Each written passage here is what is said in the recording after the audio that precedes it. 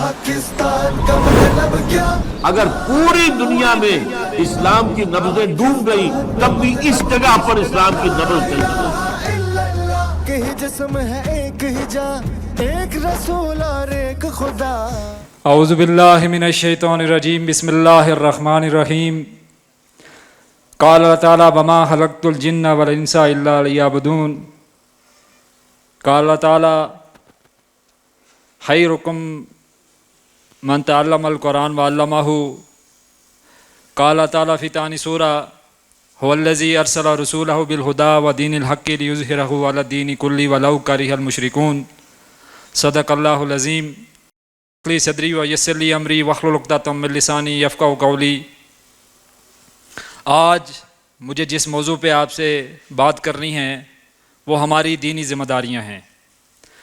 फ़राइज़ दीनी का जामे तसव्वुर, हमारा दीन हमसे क्या चाहता है, हमारे दीन के हमसे क्या मुतालबात हैं। आप अगर घर में किसी को मुलाज़िम रखें और आप उसको कहें कि आपने ये 3 काम करने हैं, अगर वो मुलाज़िम 2 काम खुश असलूबी से करे और तीसरा बिल्कुल ही ना करे तो यकीनी तौर पर आप उससे खुश नहीं होंगे। हमारे एक दोस्त इंग्लैंड में होते हैं, उन्होंने कहा कि मैं जब वहाँ गया तो चूँकि इंग्लिश की मुझे समझ नहीं आती थी जैसे हमें अरबी की समझ नहीं आती है इल्ला माशाअल्लाह, तो उन्होंने कहा कि मेरे बॉस जो बात भी मुझे कहते मैं आगे से यस सर कर देता। तो उन्होंने कहा कुछ दिन तो वो देखते रहे और उसके बाद मुझे कहा कि Waheed if you don't understand please ask. तो अगर हमें अपने दीनी फ़राइज़ का पता नहीं होगा तो ज़ाहिर हम कैसे उनको बजा लाएंगे। तो ये बहुत ही अहम मौजू है कि हमें अपनी दीनी ज़िम्मेदारियों का इदराक हो, क्योंकि जैसा हमारा तसव्वुर होगा ज़ाहिर वैसा ही अमल होगा। अगर तसव्वुर महदूद है तो अमल भी महदूद होगा। और शायद हम बड़े खुश हों कि हमने बड़ा दीन का काम कर लिया, नमाज़ें पढ़ ली, रोज़े रख लिए, लेकिन वहाँ हम अल्लाह के यहाँ जाके पहुँचें तो पता चले कि ये चीज़ तो मतलूब नहीं थी। जुनैद जमशेद कहते हैं कि मैं जब पहली बार इंग्लैंड गया जमात में तो यहाँ से हम गर्म कपड़े और बहुत सी गर्म चीज़ें लेके गए। हमने कहा इंग्लैंड में तो बड़ी सर्दी होती है, तो वहाँ जाके हमें पता चला कि यार वहाँ सर्दी तो होती है लेकिन गर्म कपड़ों की कोई ख़ास ज़रूरत नहीं होती है, इसलिए कि जहाँ भी आप जाएं वहाँ हीटिंग का निज़ाम होता है। तो ख़वातीन और हज़रात, ऐसा ना हो कि हम भी बहुत से नेक अमाल लेके जाएं और आखिरत में जाके हमें पता चले कि जो हम लेके आए वो तो कुछ भी नहीं था। तो इसलिए हमें दीनी फ़राइज़ को अच्छी तरह से समझ लेना चाहिए।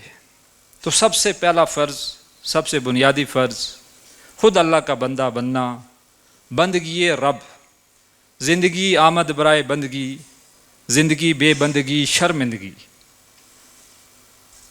और बंदा आप जानते हैं कि एक ऐसा लफ्ज़ है कि जिसमें ग़ुलामी का तस्वर पाया जाता है। और ग़ुलाम कौन होता था कि जिसकी अपनी कोई मर्ज़ी, अपनी कोई विल नहीं थी, 24 घंटे की ग़ुलामी होती थी। असल में हम ये समझते हैं कि ग़ुलाम और मुलाज़िम एक ही चीज़ है, तो इनमें ज़मीन आसमान का फ़र्क है। मुलाज़िम आपने घर में रखा हुआ है, आपने उसे कहा कि भाई आपका काम है कि सफाई आपने करनी है। अगर किसी दिन आप उसको कहें कि नहीं आपने मेरी गाड़ी भी चलानी है, तो वो कहेगा ये तो मेरी ज़िम्मेदारी नहीं है।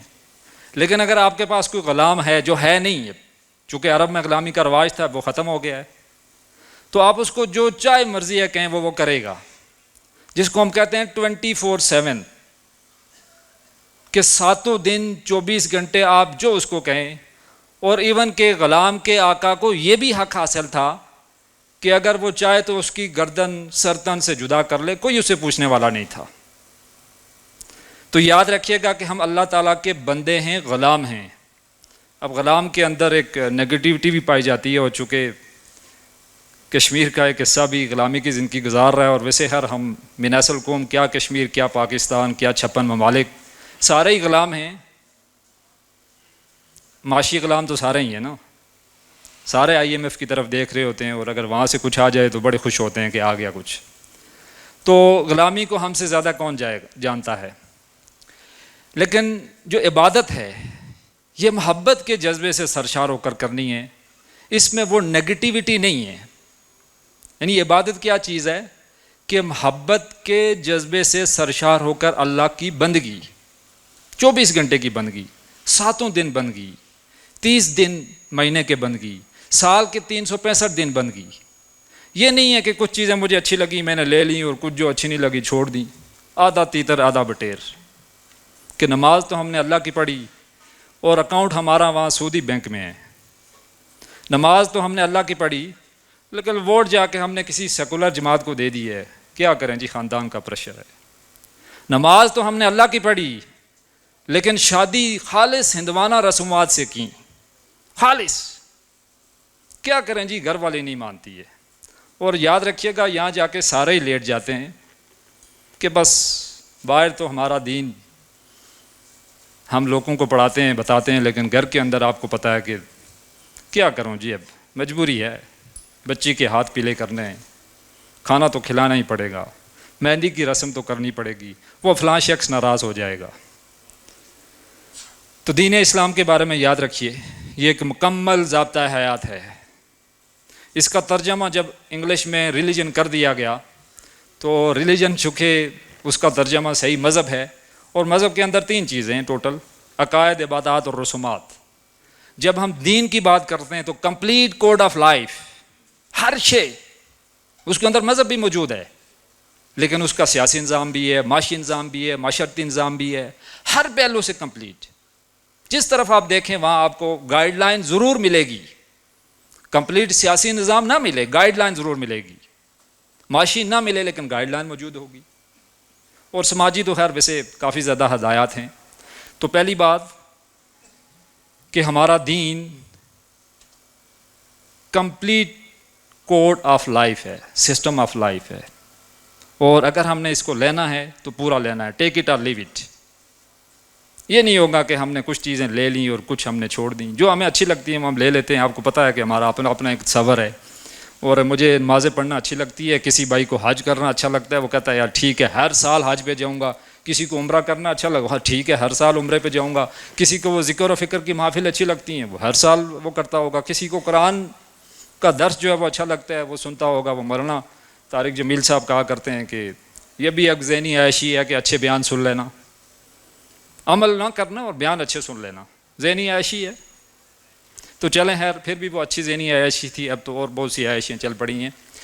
تو پہلی بات کہ دین اسلام ایک مکمل ضابطہ حیات، اور پہلا فرض خود اللہ کا بندہ بننا، 24 گھنٹے کی بندگی، ہر روز ہر لحظہ ہم اس کے لیے تیار رہیں اور خود اللہ کا بندہ بننے کی کوشش کریں. دوسری جو ہماری ذمہ داری ہے، بیسیکلی انبیاء کی ذمہ داری تھی کہ اوروں کو اللہ کی بندگی کی دعوت دینا. کنتم خیر امۃ اخرجت للناس تأمرون بالمعروف وتنہون عن المنکر، کہ تم بہترین امت ہو، نیکی کا حکم دیتے ہو اور بدی سے روکتے ہو. ہم نے یہ سمجھا کہ ہم بہترین امت اس لیے ہیں کہ ہم نے ایٹم بم بنایا ہوا ہے، اور ہم بہترین اس لیے ہیں کہ ہمارے پاس وہ بڑی زبردست قسم کی خفیہ والوں کی ایجنسی ہے، اور وہ پاکستانی ایجنسی، وہ میرے خیال میں شاید دوسرے نمبر پہ ہے یا پہلے پہ ہے، وہ اس کی بھی کیلکولیشن جاری رہتی ہے. ہم بہترین امت ہیں کہ ہمارے نوجوان بڑے پڑھے لکھے ہیں اور ہمارے پاس یوتھ ہے اور ہم کرکٹ بڑا اچھا کھیلتے ہیں، اور پتہ نہیں کیا کیا ہم نے سوچ رکھا ہے. تو ان میں سے کچھ بھی نہیں ہے. بہترین امت کا خطاب اگر ہمیں ملا ہے تو ہمیں وہ انبیاء والا کام سونپا گیا ہے. بہترین امت کا اگر ہمیں خطاب ملا ہے تو اس فرض کی وجہ سے ملا ہے کہ تم بہترین امت ہو، تم نیکی کا حکم دیتے ہو اور بدی سے روکتے ہو. اور اس کے بھی آپ جانتے ہیں کہ 3 لیول ہیں. من رأى منکم منکرا فلیغیرہ بیدہ، برائی کو دیکھو تو ہاتھ سے روکو. فإن لم یستطع فبلسانہ، اگر استطاعت نہیں ہے تو لسان، زبان سے. اور آج کے دور میں یاد رکھیے گا کہ یہ کمزور ترین درجے میں یہ زبان والی بات آتی ہے، اس لیے کہ آج ہمیں بولنے کی آزادی ہے، جو مرضی آپ بولتے رہیں، کوئی آپ کو کچھ نہیں کہتا ہے. کہیں چلیں، کبھی کبھی کو خبر آ جاتی ہے کہ کسی نے شمالی علاقے کی سیر کر لی ہے، لیکن عام طور پر ہمیں ویسے آزادی ہے کہ ٹھیک ہے آپ بول لیا کریں، آپ چلیں آپ کی ذہنی عیاشی سے جو آپ کا دل چاہے بول لیا کریں. اور تیسرا پھر یہ ہے کہ دل میں برا جانیں. فإن لم یستطع فبقلبہ، کہا ذالک اضعف الایمان، یہ ایمان کا کمزور ترین درجہ ہے. اس کے بعد ایمان نہیں ہے. کوئی برائی ہو رہی ہے، ہم وہیں بیٹھے ہوئے ہیں، تو یاد رکھیے گا کوئی ایمان نہیں ہے. ہم بے شک ایمان کے دعوے دار ہوں، برائی ہو رہی ہوتی ہے، ہم خاموش بیٹھے ہوتے ہیں کہ ٹھیک ہے کیا کروں، بچے ہیں نہیں سنتے ہیں، گھر والی ہے نہیں مانتی ہے، بس وہ 100 قسم کی تعویلیں ہم اپنے لیے نکال لیتے ہیں، دوسرے پہ فتویٰ فوراً لگائیں گے۔ تو یاد رکھیے گا کہ ذالک الاضعف الایمان، اس کے بعد ایمان نہیں ہے، کمزور ترین درجہ یہ ہے کہ کم سے کم وہاں سے اٹھ کے تو چلے جائیں نا۔ وہ ڈاکٹر صاحب کہا کرتے تھے کہ گونگے شیطان بن کے نہ بیٹھ جایا کرو، کہ وہیں ہم بیٹھے ہوئے اور ہمارے ہوتے ہوئے کوئی برائی بھی ہو رہی ہے۔ تو آج اس دور میں نے آپ کو بتا دیا ہے کہ کمزور ترین درجہ یہ ہے کہ زبان سے تو برا کہا جائے، اور اس ظالم زبان کو زبان سے تو کہہ دیں یار کہ یہ غلط ہے، ظلم ہے، جبر ہے، استحصال ہے، کم سے کم یہ تو کریں نا۔ ہم جو میڈیم بھی یوز کریں وہاں اس بات کا پرچار تو کر لیں۔ تیسرا جو فرض ہے وہ بہت عام ہے، اور اس کی طرف آپ کو بتایا کہ بہت کم تنظیمیں بھی جماتی ہیں، جماعتیں بھی جاتی ہیں، کیونکہ وہاں جان جانے کا خدشہ ہوتا ہے، اور وہاں خفیہ والے آپ کو بھی دن میں کئی بار کال کریں گے کہ کون سا پروگرام کروا رہے ہو، کون سے مقررین آ رہے ہیں، کون سی جماعت ہے، کہاں سے تمہارا تعلق ہے، پیسے کون دے رہا ہے، تو طرح طرح کے سوالات کا آپ کو خدشہ رہے گا۔ تو تیسرا جو فرض ہے کہ هو الذی ارسل رسولہ بالہدی ودین الحق لیظہرہ علی الدین، کہ یہ جو دین ہے، یہ جو نظام ہے، یہ قائم ہونے کے لیے آیا ہے۔ ہم مذہب اسلام کو مانتے ہیں، ہم سب مانتے ہیں اس کو، لیکن دین اسلام کو ماننے والے شاید کم ہی ہیں، اور اس کا پرچار کرنے والے بہت آٹے میں نمک کے برابر بھی نہیں ہیں۔ آپ یہ بات جا کے باہر کریں گے تو لوگ کہیں گے کہ ایسی پاگل ہے، دیوانہ ہے، لاکھ آپ اس کو سمجھائیں کہ یار یہ نظام ہے ہمارا، یہ ایسی خلافت تھی، یہ تھا وہ تھا، وہ کہے گا ٹھیک ہے یار 1400 سال پہلے تھا، اب نہیں ہے، کوئی نہیں ہے، ماننے کا کوئی نہیں تیار ہے۔ تو یہ تیسرا جو فرض ہے یہ بہت عام ہے، بہت عام ہے، اور اگر ہم اس فرض کی طرف نہیں جا رہے ہیں تو ہمارے وہ پہلے فرض بھی، جیسے میں نے کہا تھا کہ جزوی بندگی، ایسا نہ ہو کہ کہیں ہمارے لیے عذاب کا باعث بن جائے۔ اور جنہوں نے ہمارے پروگرام میں شرکت کی وہ اس تیسرے فرض کو بھی جان چکے ہیں۔ ہم نے اپنی طرف سے حجت قائم کر دی ہے، آگے اب آپ کی مرضی ہے کہ آپ ایک پہ رہیں، دو پہ رہیں یا تیسرے پہ جاتے ہیں، لیکن اب آپ کو پتہ چل گیا۔ ہاں ایک ایسا شخص کہ جس کو پتہ نہیں تھا، جس کو اس بات کی خبر نہیں تھی کہ بھئی یہ کام بھی کرنا ہے، نظام کی تبدیلی کی بھی کوشش کرنا ہے، اس ظالم جو نظام ہے اس کے خلاف آواز اٹھانی ہے، چلیں اس کے لیے تو کہیں نہ کہیں ایکسکیوز شاید ہو سکتا ہے کہ نکل جائے، کہیں افریقہ کے کسی ایسے ملک میں پتہ ہوا کہ جہاں پہ اس کو کوئی نہیں پتہ چل سکا، تو شاید اللہ کی ذات اس کو معاف کرے۔ لیکن جس کو پتہ ہے کہ یہ فرض ہے اور فرض عین ہے، تو پھر یاد رکھیے گا کہ ہماری نماز جاتی ہے تو ہمیں دکھ ہوتا ہے، لیکن جس دن ہم اقامت دین کا کام نہیں کرتے ہمیں کوئی دکھ نہیں ہوتا ہے۔ سب اپنے گربان میں جا کے دیکھ لیجئے، مجھ سمیت، سچی بات کروں گا میں کہ میری فرض نماز چلی جائے تو مجھے بڑا دکھ ہوتا ہے، لیکن کسی دن اگر میں کسی کو دعوت نہ دوں یا اقامت دین کا کوئی کام نہ کروں تو یہ شعبان کی زندگی سے پہلے یقین جانیے کہ مجھے کوئی خاص دکھ نہیں ہوا کرتا تھا۔ تو چلیں ایک کرم تھا کہ اس نے ہمیں آزمائش میں ڈالا، اور جس کی وجہ سے ایک ایسی اطمینانیت ہمیں ملی کہ جہاں ہمیں سارا کچھ خود ہی کرنا پڑا۔ تو اب جب گھر میں آپ کو سارے کام خود کرنے پڑیں تو پھر اب آپ دیکھ لیں کہ آپ کو خاصی ایفرٹ کرنی پڑے گی۔ تو یہ جو تیسرا فرض ہے کہ باطل کو چیلنج کرنا ہے،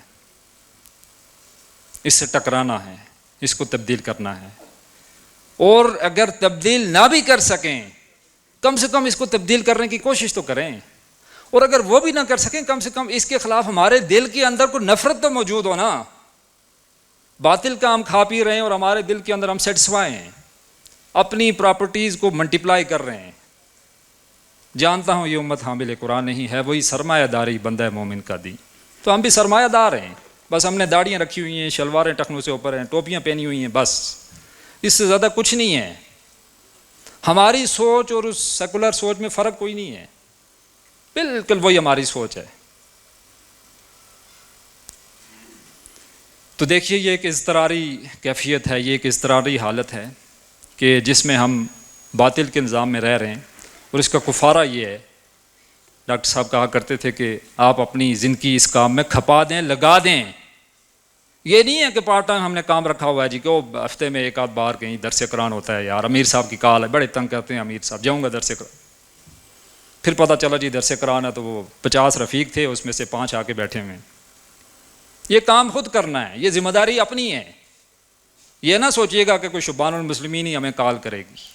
اور ویسے بھی آپ کو پتہ ہے یہاں ہمارے شبان میں تو ایک ایسا نظم ہے کہ جس میں ہم نے کہا ہے کہ رفقا اپنی ایکٹیویٹیز خود کریں، اس لیے کہ فرض تو آپ کا بھی ہے نا، اس سے کوئی مفر تو نہیں ہے. ٹھیک ہے ہمارا کام ہے آپ کو یاد دہانی کروانا، ہمارا کام ہے آپ کو بلا کے لانا، لیکن یہ کہ اگر کوئی یہ سمجھنا شروع کر لے کہ نہیں یار یہ مولویوں کا کام تھا اور یہ بادشاہوں کا کام تھا، یہ وہ جو حکومتوں کا کام تھا، اور علماء کا کام ان کو توجہ دلانا تھا، اور ہمارا کام جو ہے وہ بس علماء کو بتانا ہے، تو یہ وہ جو فرض عین تھا کہیں فرض کفایہ بن کے پتہ نہیں کیا بن گیا ہے. اور پھر اس کے بعد آپ کو پتہ ہے کہ کوئی موٹیویشن نہیں ہے، کچھ نہیں ہے. ٹھیک ہے بس سرکاری ایک کھاتا ہے، ایک خط آپ لکھیں گے، اس کا جواب شاید مہینے کے بعد آئے نہ آئے. تو ہم نے کہا کہ نہیں، اس کام کو لوکل نظم تک ٹرانسفر کیا جائے اور ہر شخص کو اپنی ذمہ داری کا ادراک ہو، ہم اس کو اس کی ذمہ داریوں کا بتا دیں، اس کے بعد وہ کام کرے. تو اب یہ جو کام ہم نے کرنا ہے، 3 ہمارے فرائض ہیں. اور رات کو آپ نے خطاب سنا ڈاکٹر اسرار احمد کا جہاد کے حوالے سے. تو 9 قسم کے جہاد یہاں ہمیں کرنے پڑتے ہیں. خود اللہ کا بندہ بننا بڑا مشکل کام ہے. اور ہم بندے کس کے ہیں؟ اپنے نفس کے ہیں. آرائی تمانی تحضا الہ ہواہ، کیا تو نے اس شخص کو دیکھا ہے کہ جس نے اپنی خواہش نفس کو ہی اپنا الہ بنا لیا؟ میرا جسم میری مرضی، اور اب تو ہر آ گیا ہے میری جنس میری مرضی. تم کون ہوتی ہو مجھ سے پوچھنے والے؟ میرا مال میری مرضی، میری پراپرٹی میری مرضی، میں جو چاہے جیسے مرضی ہے یوز کروں. تم کون ہوتے ہو؟ تو ہم اپنے نفس کے بندے ہیں. اور یہ بڑا مشکل جہاد ہے اپنے نفس سے لڑنا. 24 گھنٹے کا جہاد ہے، ہر وقت ہے، ہر لحظہ، ہر آن آپ اپنے نفس سے لڑے جا رہے ہیں. تو جو یہاں سے بچ گئے آگے پھر آپ کو بتایا کہ دوسرا پھندا ہے شیطان سے لڑنا. کہا کہ ہر طرف سے حملہ کرتا ہے، آگے سے بھی کرے گا، پیچھے سے بھی کرے گا، اوپر سے بھی، نیچے سے بھی، ہر طرف سے آ رہا ہے وہ. اور کہا تمہارے خون میں دوڑتا ہے وہ، جیسے خون دوڑتا ہے ایسے شیطان جو ہے وہ دوڑتا ہے. تو دوسرا جو ہمارا جہاد ہے وہ شیطان کے خلاف ہے. اور تیسرا ہمارا جہاد جو ہے وہ جو معاشرے کے اندر باطل عقائد ہیں، جو نظریات ہیں، ان کے خلاف جہاد ہے. یہ تینوں جہاد ہم نے ذاتی حوالے سے کرنے ہیں. یہ پہلا لیول تھا خود اللہ کا بندہ بننا. 3 جہاد ہم نے اس لیول پہ کرنے ہیں، ہم سب نے کرنے ہیں.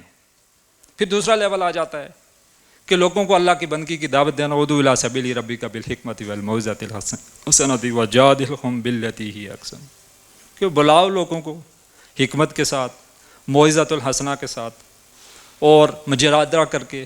تینوں لیول ہیں. آپ کو پتہ ہے کہ معاشرے کے اندر ہر طرح کے لوگ پائے جاتے ہیں. کچھ ایسے ہیں کہ جن کے ساتھ آپ جتنا مرضی اچھا وائز دے دیں، جتنی مرضی اچھی گفتگو کر لیں، جتنا مرضی ان کو موٹیویٹ کر لیں، ان کو کوئی فرق نہیں پڑے گا. ان کے ساتھ آپ نے بات حکمت سے کرنی ہے، اعلیٰ علمی سطح پہ کرنی ہے. لیکن اگر ہمارا اپنا علم ہی محدود ہے تو ہم نے کیا اعلیٰ علمی سطح پہ بات کرنی ہے. اور تیسرا جو لیول ہے کہ ان کے ساتھ مجادلہ، بحث و مباحثہ. تو ظاہر ہے اس کے لیے اگر ہمیں اپنی زندگی کھپائی ہوگی، لگائی ہوگی، پھر ہی ہم کسی سے بات کر سکتے ہیں. اگر نہیں ہے تو پھر آپ کو پتہ ہے کہ ہم وہاں بھی فیل ہیں. تو دوسرا جو لیول تھا ہمارا، دوسروں کو اللہ کی بندگی کی دعوت دینا. 3 جہاد ہم نے یہاں کرنے ہیں، 3 طریقے ہیں. اور پھر آخری جو ہمارا لیول ہے جس پہ ہم نے اس باطل نظام کو چیلنج کرنا ہے، اس کو تبدیل کرنا ہے، اس پہ بھی پھر 3 جہاد ہیں. صبر محض بڑا مشکل کام ہے، بڑا مشکل کام ہے کہ آپ دوسروں کی سنتے رہیں اور آپ خاموش رہیں. دوسرا گالی دے اور آپ اس کو سلام کریں، بڑا مشکل کام ہے. اور خاص طور پر آج کے دور میں آپ کو پتہ ہے کہ ہماری جو تحریک ہے وہ اسی مرحلے سے گزر رہی ہے کہ آپ کو طرح طرح کی باتیں سننے کو ملیں گی. لوگ طرح طرح کی باتیں کریں گے. کون ہیں یہ، کیا باتیں کر رہے ہیں، دیوانے ہیں، پاگل ہیں، جانتے کچھ نہیں ہیں. تو صبر محض، باتیں سنتے رہو، برداشت کرتے رہو، دوسرے کو برا مت کہو، لیکن اپنے کام سے پیچھے نہیں ہٹنا. یہ نہیں ہے کہ کسی نے گالی دی اور آپ نے یہ کام چھوڑ دیا. یہ نہیں ہے کہ گھر والے نے کہا اور آپ نے کہا ٹھیک ہے. میں آئندہ کروں گا ہی نہیں.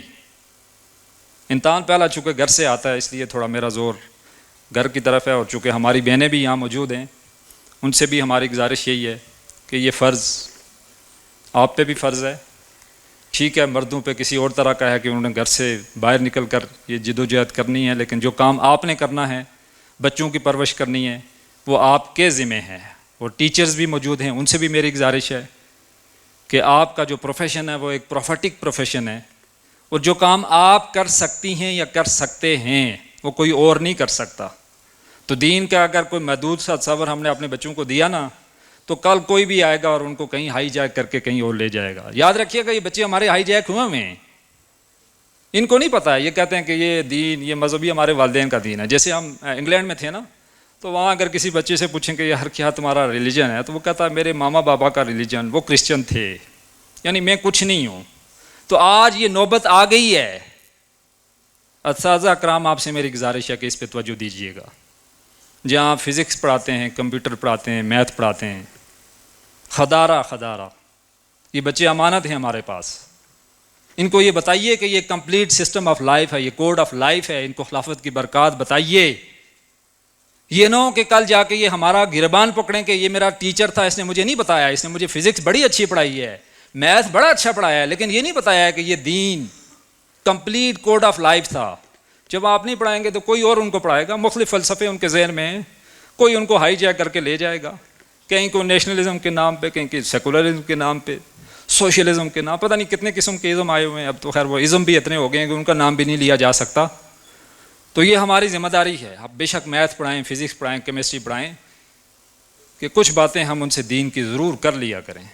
ظاہر آپ کے پاس ایک سٹیج ہے نا، اور ایک میڈیم آپ کے پاس ہے، تو یہ فرض بنتا ہے کہ ہم ان کو بھی بتائیں کہ بچوں یہ ہماری ذمہ داریاں ہیں.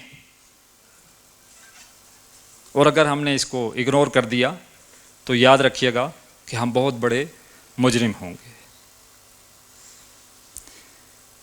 تو انسان جو ہے اس کو یہ سمجھ لینا چاہیے کہ دنیا کی زندگی میں اس کے لیے بہت سی اٹریکشن بھی رکھی گئی ہیں، اور بہت سی چیزیں اس کو کھینچ رہی ہوں گی. یاد رکھیے گا یہ جو اقامت دین کی جدوجہد ہے نا، یہ بڑی اس قسم کی ہے کہ جب بھی آپ کو کوئی دینی تقاضا آئے گا نا، تو گھر کی طرف سے بھی کام آیا ہوگا.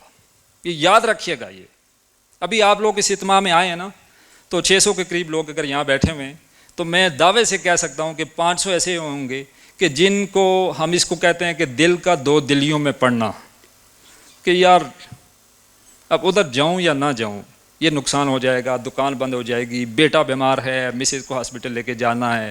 یاد رکھیے گا یہ کام ہوگا. 3 بار 4 بار 5 بار آپ نے یہ کیا، آزمائش بڑھے گی، کم نہیں ہوگی. ہمارے ایک ساتھی ہیں یہاں، کل ہی کا واقعہ وہ سناتے ہیں. ان کی مدر جو ہیں وہ کینسر کی مریض ہیں. تو انہوں نے کہا کہ میں جب صبح اٹھا تو شدید بخار تھا ان کو، شدید بخار. لیکن انہوں نے مجھے یہ کہا کہ بیٹا اب جاؤ، آپ کا پروگرام ہے. کینسر کی مریض، بوڑھی والدہ، شدید بخار، اور انہوں نے کہا کہ نہیں آپ جاؤ. تو خیر انہوں نے کال کی، ساتھی نے کہا کہ آپ جائیں، چلیں ان کو چیک اپ کروا لیں. وہ ان کو لے کے گئے. کچھ اور ساتھی ہیں، چلیں انہوں نے ذمہ داری سنبھال لی. تو کہنے کا مطلب یہ ہے کہ اگر کوئی والدہ ایسی ہے، اس نے تربیت کی ہوئی ہے، اس کو پتہ ہے کہ اس کا بیٹا کس کام میں لگا ہوا ہے، تو وہ موت کو گلے لگائے گی. تو آزمائش اس راستے میں آئے گی، اور زیادہ آزمائش گھر کی طرف سے آتی ہے. پھر کہہ رہا ہوں گھر کی طرف سے آتی ہے، باہر سے ابھی آزمائش ہم اس قابل نہیں ہیں. ابھی تک ہمیں وہ اتنا گھاس نہیں ڈال رہے ہیں کہ یار کون ہو تم. ابھی اگنور کر رہے ہیں کہ چھوٹے ہیں، ٹھیک ہے، پھلنے پھولنے تو دیکھیں گے بعد میں. پھر کچھ جیک لگائیں گے، کہیں سے کچھ بندے نکالیں گے، کچھ نہ کچھ کر لیں گے، وہ بات کی بات ہے. تو آزمائش گھر سے آئے گی ابھی، اور یہ جد و جہد ایسی ہے کہ اس میں لازمی آئے گی، اور دن بہ دن بڑھتی جائے گی. اور ایک وقت ایسا آئے گا کہ یہ روٹین بن جائے گی، اور آپ بالکل سیٹسفائی ہوں گے. کوئی بڑی سی بڑی بھی آزمائش آ جائے، آپ نے جب ڈیسائیڈ کر لیا ہے کہ آپ نے یہ کام کرنا ہے، تو آپ نے گھبرانا نہیں ہے. پھر آپ اسی راستے پہ نکل پڑیں گے، پھر آپ یہ کام کریں گے، اور پھر آپ کو ایک سیٹسفیکشن بھی ہوگی اس کام میں، کیونکہ ایک بامقصد زندگی جب آپ گزار رہے ہوں گے تو یقینی طور پر ایک سیٹسفیکشن ہوگی. تو آزمائش کے لیے تیار رہنا ہے. یہ اس راستے کا خاصہ ہے. ہمارے کچھ ساتھی جو ہیں وہ کل کھانا تھوڑا سا لیٹ ہوا، میں اس میں معذرت خواہ ہوں، لیکن کوئی بہت زیادہ بھی نہیں. اس لیے کہ اللہ نے ہمیں بڑا اچھا رسپانس دیا، بڑے اچھے یعنی افراد بھی دیے، اور بہت بڑی تعداد میں لوگ یہاں آئے ہیں، ہماری ایکسپیکٹیشن سے زیادہ ہیں۔ میں سچی بات کرتا ہوں کہ ہم نہیں سوچ رہے تھے کہ اتنے افراد آئیں گے، اور ظاہر ہے اسی حساب سے ہماری ارینجمنٹ بھی تھی، تو کہیں نہ کہیں ظاہر ہے ہو جاتا ہے، کمی رہ جاتی ہے۔ ظاہر آپ سب ہمارے مہمان ہیں، ہماری خواہش تھی اور اب بھی ہے کہ ہم آپ کو بہت آرام سے رکھیں، لیکن یہ جو راستہ آپ نے چنا ہوا ہے یاد رکھیے گا کہ یہ مشقتوں سے بھرا ہے۔ اگر ہم اسی سے گھبرا کے کہ کھانا لیٹ ملا تو پھر ہمیں سوچنا چاہیے کہ ہم یہاں ہم کیوں آئے، وہ کیا موٹیویشن تھی جو ہمیں لے کے آئی ہے۔ ہرگز وہ کھانا نہیں تھا جو ہمیں یہاں لے کے آیا ہے، ہرگز وہ راولا کوٹ کی کوئی خوبصورتی نہیں تھی جو ہمیں یہاں لے کے آئی ہے۔ تو وہ ساری چیزیں کیا تھیں کہ ہمارا جینا مرنا اللہ کے لیے ہو جائے، ہم اللہ کے بندے بن جائیں، ہم لوگوں کو اللہ کی بندگی کی دعوت دینے والے بن جائیں، ہم اس نظام کو قائم کرنے والے بن جائیں۔ تو کہا قل ان صلاتی و نسکی و محیای و مماتی للہ رب العالمین۔ تو جب تک کیفیت یہ نہیں ہوتی ہے نا، تو پھر یاد رکھیے گا یہ سارا کچھ ایسے ہی اچھل کود ہوگی کہ ہم اقامت دین کے نعرے تو لگا رہے ہیں، اور پوسٹر بھی ہم نے بڑے چھپوائے ہوئے ہیں، سب کے جناب تصویریں بھی لگائیں، سب کچھ کیا، لیکن پتہ چلا جی کہ میرے دل کے اندر بھی اس کام کا کوئی خیال نہیں ہے۔ تو روزانہ کی بنیاد پہ ہم نے ایک کام کرنا ہے، خود کرنا ہے۔ خدارہ اس طرف نہ دیکھیے گا کہ کوئی شبان کا امیر آ کے کہے گا، اس لیے کہ ہم اگر کسی ایسے ملک میں ہوتے کہ جہاں ہم اکیلے ہوتے، یہ ذمہ داریاں پھر بھی ہماری تھیں، ذمہ داریاں تھیں نا۔ آج اگر مطلب یہ ہے کہ ہم یہ فرض کر لیں کہ میں ہی ایک مسلمان ہوں اس پوری دنیا میں، تو پھر بھی یہی میری ذمہ داریاں ہیں۔ ٹھیک ہے، ہم جب اپنے ساتھیوں کو دیکھتے ہیں تو ہمیں موٹیویشن ہوتی ہے، اور اس سے ہمیں ایک نیا جذبہ، جوش، ولولہ ملتا ہے، وہ ساری باتیں اپنی جگہ ہیں، لیکن ذمہ داریاں ہماری ہیں۔ خود اللہ کا بندہ بننا، مکمل بندگی، کوئی پک اینڈ چوز نہیں، آدھا تیتر آدھا بٹیر نہیں، ہر چیز کو لینا ہے۔ ٹھیک ہے کمی کہیں ہو سکتی ہے، ہم یہ نہیں کہہ رہے ہیں کہ ہم یہ کہیں کہ بالکل کمی نہیں ہوگی، لیکن چیزیں ساری لے تو لینا۔ ہمارے ایک جماعت ہے، سیاسی جماعت، تو اس کا ایک نعرہ ہے کہ اسلام ہمارا دین ہے، سوشلزم ہماری معیشت ہے، سوشلزم ہماری معیشت ہے، جمہوریت ہماری سیاست ہے، طاقت کا سرچشمہ عوام ہے۔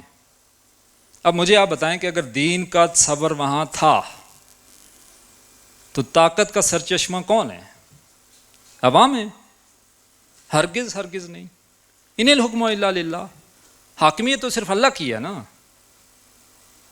ہم وہی طاقت اگر عوام کو دے دیں تو جو انہوں نے کیا ہے ابھی، ویسے تو ہم من حیث القوم اب ہجڑے ہی ہیں، میں کیا بولوں، ٹرانسجنڈر بل جو ہے وہ ہم نے بنا لیا ہے، اور جنہوں نے بنایا ہے وہ شاید کوئی زیادہ ہی ہیں کہ طاقت ان کو ملی تو انہوں نے کہا کہ ٹھیک ہے ہم ایک ایسا قانون بنا لیں، دین اسلام کو چھوڑا، میں کہہ رہا ہوں جو فطرت کے خلاف ہے، جو فطرت کے خلاف ہے۔ تو طاقت کا سرچشمہ اللہ تھا، اور ہماری معیشت سوشلزم ہرگز نہیں تھی۔ اس کا اپنا کوئی رول تھا، بہت چھوٹا سا رول ہے، پرنسپل ایک چھوٹا سا ہے کہ nobody is owner of anything, کوئی بندہ کسی چیز کا مالک نہیں ہے، مالک ایک وہی ہے، ہم صرف امانت دار ہیں بس۔ کوئی شے بھی ہے، میرے پاس یہ موبائل ہے، یہ اللہ کی امانت ہے، یہ جان ہے، یہ جسم ہے، یہ جوانی ہے، یہ اس کی امانت ہے۔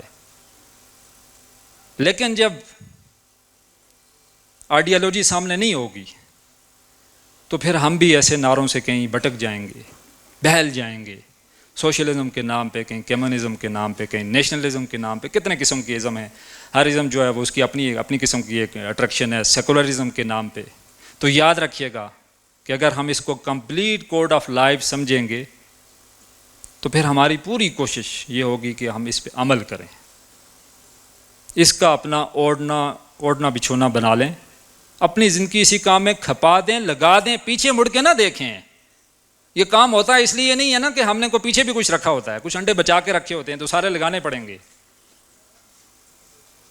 اور ہماری حالت اس نظام کے اندر اضطراری کیفیت ہماری ہونی چاہیے کہ جیسے اضطراری کیفیت میں سور حلال ہو جاتا ہے تو حرام ہم کھا رہے ہیں، پتہ ہے، میں ڈیٹیل میں نہیں جانا چاہ رہا، آپ جانتے ہیں سب کہ IMF کی چھتری تلے جو کچھ بھی ہو رہا ہے، میں کیا اس کی ڈیٹیل آپ کو بتاؤں گا، آپ میں سے ہر شخص جانتا ہے۔ کہ جو ظلم زیادتی ہمارے ساتھ ہو رہا ہے، جو سرمایہ دارانہ جمہوریت ہمارے اوپر جو ہے وہ نافذ کر دی گئی ہے، اور جو سود پر مبنی جو معیشت ہماری ہے، اور جو ہندوانہ سماجی نظام ہمارا ہے، کیا میں بات آپ سے کروں اور کیا نہ کروں. تو ہماری کیفیت اضطراری ہونی چاہیے. ہماری کیفیت پاؤنڈ، ڈالر اور روز نئی سے نئی بلڈنگ بنانے والی نہیں ہونی چاہیے. سور کھانا ہے لیکن کتنا کھانا ہے؟ اتنا ہی کھانا ہے نا، جان بچانی ہے نا. ہم یہ کہیں کہ نہیں یار. تو وہ ایک ہمارے دوست تھے انگلینڈ میں، تو وہ کہتے ہیں یار میرا ایک گورے کے ساتھ مکالمہ ہوا، تو ہم بڑے عرصہ ایک ساتھ کام کرتے رہے. تو اس نے ایک بار مجھ سے پوچھا کہ کوئی شاید سریش ان کا نام تھا، انہوں نے کہا کہ اس نے پوچھا کہ سریش کیا کر رہے ہو آپ؟ یہ پیسے آپ اتنا یہاں بناتے ہو، اتنا کام کرتے ہو، کہیں ہماری طرح 48 گھنٹے کی شفٹ بھی وہاں ہوتی تھی، 60 گھنٹے کی بھی ہوتی تھی، تو ان پیسوں کا آپ کیا کرتے ہو؟ تو اس نے کہا میں نے اس کو کہا کہ یار میں گھر بنا رہا ہوں. تو اس نے کہا پھر تھوڑے عرصے بعد اس نے پوچھا، تو میں نے کہا یار وہ گھر کمپلیٹ ہو گیا تھا، میں دوسرا بنا رہا ہوں. پھر کچھ عرصے بعد اس نے پوچھا، تو میں نے کہا وہ کمپلیٹ ہو گیا تھا، میں تیسرا بنا رہا ہوں. تو اس نے کہا کہ یار تم گھر ہی بناتے رہو گے، اس میں رہو گے کیا؟ تو یاد رکھیے کہ ہماری بھی یہی کیفیت ہے. کوئی ایک گھر ہے جس کا اس نے دوسرا ہے تو تیسرا. تو اس سے تو پیٹ آپ کو پتا ہے بھرنے والا ہے نہیں. اور اگر اس باطل نظام کے اندر ہماری کیفیت اضطراری نہیں ہے تو یاد رکھیے گا کہ ہم نے اندرون خانہ باطل کے ساتھ کوئی معاہدہ کر کے رکھا ہوا ہے. کیونکہ اس سے ٹکر لینے سے مراد یہی ہے کہ آپ دریا کے دارے کے اپوزٹ چل رہے ہیں. آپ موب کو روکنے کی کوشش کر رہے ہیں. ظاہر ہے موب کو روکنا مشکل ہوتا ہے، وہ تو آپ کو ہی کہیں بہا کے لے جائے گا. تو یاد رکھیے یہاں جانیں دینی پڑیں گی، قربانیاں دینی پڑیں گی. اور اب جو چیز درکار ہے اس وقت، وہ وقت دینا پڑے گا جو ہم نہیں دے پا رہے ہیں. چونکہ ٹائم از منی، جس کی مجھے کمی نظر آ رہی ہے اپنے تمام ساتھیوں میں، اپنے سمیت سب میں، کہ ہمارا کام فل ٹائم یہی ہو اور پارٹ ٹائم ٹھیک ہے ہم دنیا کو کچھ وقت دیتے رہیں. اور معذرت کے ساتھ کہ ہم تو خیر پارٹ ٹائم بھی نہیں دیتے ہیں، کبھی کبھار کہیں یار ہفتے میں ایک آدھ دن تنظیم میں ہوا کرتے تھے، وہاں چلیں آفیشیلی کچھ آتا تھا کہ یار روز کے کچھ 2 گھنٹے دینے ہیں، ہفتے میں جو ہے وہ 1 دن دینا ہے. تو اب تو خیر اوپر سے چونکہ کچھ آتا نہیں ہے، اب میں نے پہلے ہی کہہ دیا ہے کہ اب کرنا جو ہے خود ہی کرنا ہے. اب زندگی جب اسی کام میں کھپانی ہے، لگانی ہے، تو پھر اوپر سے کیا کتنے اگر میسیج آئیں گے بھی تو کیا آپ نے کر لینا. تو اس کام کو اگر ہم نے اپنا مقصد نہیں بنایا ہوا ہے تو ہم ناکام ہیں. تو اس کام کو اپنا مقصد بنائیں اور یہ سمجھیں گے یہ میرا کام ہے، میں نے ہی کرنا ہے. یہ نہ سوچیں کہ یہ باقی کوئی خالد عباسی صاحب بھی ہیں، کوئی نوید عباسی صاحب بھی ہیں، انہوں نے بھی کرنا ہے، ان سے ان کے بارے میں پوچھا جائے گا. جو میرا فرض ہے وہ مجھ سے پوچھا جائے گا. اور ہم میں سے ہر فرد اگر یہ سمجھے کہ یہ میرا ہی فرض ہے تو یقین جانیے گا کہ پھر موٹیویشن کا لیول بھی بہت ہائی ہوگا، اور پھر ہم اس کام کو کریں گے بھی، اور پھر آپ کو نظر بھی آئے گا یہ کام ہوتا ہوا. اور اگر ہم نے سمجھ لیا کہ نہیں یہ شبان کا کام تھا اور تنظیم کا تھا اور کچھ جماعت اسلامی کا ہے، تو پھر یاد رکھیے گا کہ کسی لیول پہ بھی یہ کام ہوگا نہیں، اس لیے کہ ہم نے اس کو کسی اور کی ذمہ داری سمجھا ہوا ہے. اور خود کبھی کبھار چسکا لگانے کہیں آفس میں ناظم صاحب سے بات کرنے چلے جایا کرتے ہیں، پر ٹھیک ہے تھوڑا بہت جو ہے وہ ہم خوش ہو جاتے ہیں، ناظم صاحب کو بھی سیٹسفائی کر لیتے ہیں. کوئی تھوڑا بہت اگر جمعیت میں ہیں تو ہلا گلا کر لیں گے، اور جماعت میں ہیں تو الیکشن کی طرف چلے جائیں گے، تنظیم میں ہیں تو اب چلیں تو کوئی ذکر و فکر کی محفل بھی ہو جایا کرے گی، اور شبان میں ہیں تو چلیں کوئی سوشل میڈیا پہ کوئی ایکٹیویٹیز اپلوڈ کر لیا کریں گے. تو یاد رکھیے اس کام کو ہم نے اپنا مقصد بنانا ہے، پھر ہی ہم کامیاب ہیں، ورنہ ناکامی ہمارا مقدر ہوگی. تو اب تمام حضرات سے میری گزارش کہ اپنی ان دینی ذمہ داریوں کو پہچانیے، ان دینی فرائض کو جانیے. میں یہ فرائض دہرا کر آپ سے اجازت چاہوں گا. سب سے پہلا فرض خود اللہ کا بندہ بننا، 24 گھنٹے کی بندگی. دوسرا فرض لوگوں کو اللہ کی بندگی کی دعوت دینا. اور تیسرا فرض وہ نظام بندگی. ہم سب پہ یہ فرائض لاگو ہوتے ہیں، اور یہ فرض عین ہے، فرض کفایہ نہیں ہے. جیسے آپ نے نماز پڑھنی ہے ویسے آپ نے اس کام کے لیے بھی کوشش کرنی ہے.